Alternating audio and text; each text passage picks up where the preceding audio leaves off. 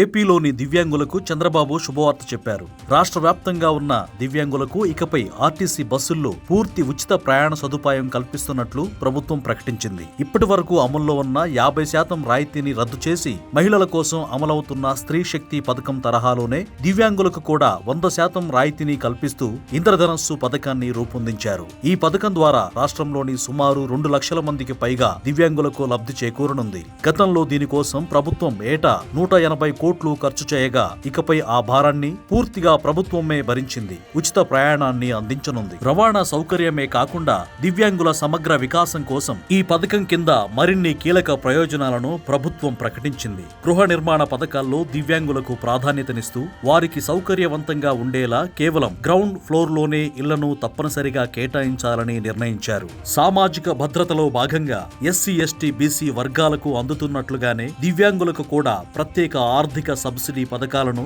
అమలు చేయనున్నారు. అలాగే స్థానిక సంస్థలు, కార్పొరేషన్లు మరియు పబ్లిక్ సెక్టార్ ఎంటర్ప్రైజెస్ లో కనీసం ఒక్క దివ్యాంగ ప్రతినిధినైనా నామినేట్ చేయడం ద్వారా వారికి రాజకీయ ప్రాధాన్యతను కల్పించబోతున్నారు. వీటితో పాటు దివ్యాంగ విద్యార్థుల కోసం ప్రభుత్వం ప్రత్యేక ఏర్పాట్లు చేస్తోంది. బాపట్లలో వినికిడి లోపం ఉన్న విద్యార్థుల కోసం ఒక ప్రత్యేక డిగ్రీ కాలేజీని ఏర్పాటు చేయనుండడంతో పాటు రెసిడెన్షియల్ పాఠశాలలు, హాస్టల్స్ లో చదువుకునే విద్యార్థులకు వారు ఉన్న చోటే సామాజిక భద్రతా పెన్షన్ అందేలా చర్యలు తీసుకుంటున్నారు. రాజధాని అమరావతిలో రాష్ట్ర స్థాయి దివ్యాంగ్ భవన్ నిర్మాణం, విశాఖపట్నంలో national centre for disability sports stadium ఏర్పాటు వంటి నిర్ణయాలు దివ్యాంగుల పట్ల ప్రభుత్వ చిత్తశుద్ధిని చాటుతున్నాయి. ప్రస్తుతం ఈ పథకానికి సంబంధించి విధి విధానాల రూపకల్పన జరుగుతోంది. త్వరలోనే స్మార్ట్ కార్డుల పంపిణీ మరియు అధికారిక జీవో విడుదల కానుంది.